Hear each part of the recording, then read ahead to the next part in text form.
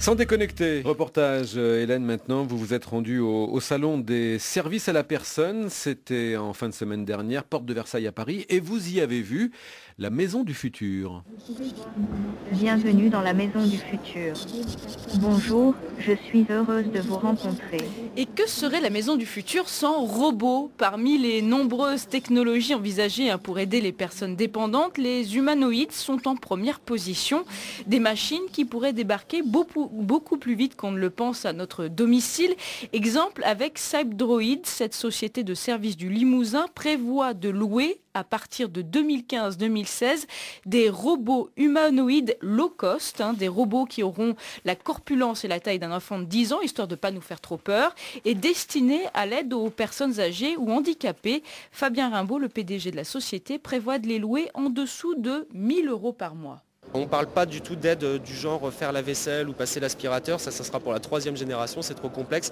On parle plutôt d'aider lors de petits tracas au quotidien, parce qu'en fait, entre indépendance et dépendance, il y a toute une zone de flou où un coup de main serait bienvenu et pourtant une aide humaine ne se justifie pas.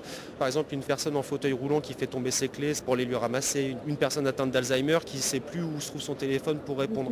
L'idée, c'est de prolonger l'autonomie de la personne le plus longtemps possible avant qu'une aide humaine soit nécessaire, que ce soit dans un centre ou à domicile. Alain Bosetti, président du Salon des services à la personne, va beaucoup plus loin. Lui, les robots ne seraient plus des fantasmes de science-fiction, mais de vraies aides au quotidien.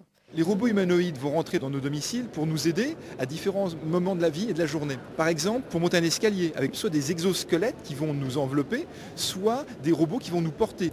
Vous avez également des robots qui peuvent être télécommandés, pourquoi pas par la pensée, dans des impulsions par des personnes qui sont en partie paralysées, ou alors à distance. Là, sur la Maison du Futur, nous avons un robot qui peut être télécommandé à distance par une personne qui a son grand-père ou ses parents à distance, qui peut dialoguer avec eux et qui peut facilement tendre un verre d'eau, prendre quelque chose, ouvrir une porte. Voilà, et en attendant l'arrivée des robots dans nos maisons, plus proche de nous, les solutions technologiques pour le maintien à domicile se multiplient.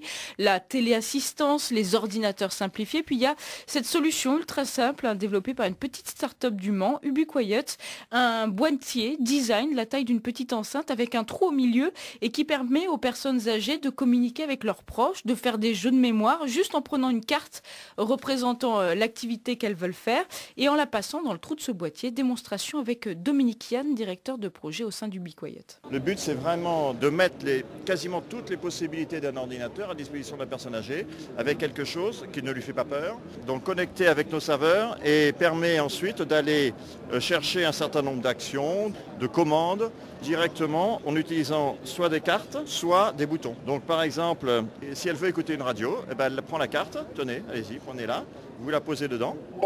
Lancement de la lecture de vos radios. Alouette. Le froid, elle savait qu'elle n'aurait pour moi qu'une nuit. Pour le moment, le boîtier est uniquement disponible pour les maisons de retraite, mais devrait être commercialisé dans le courant de l'année 2013 pour les particuliers.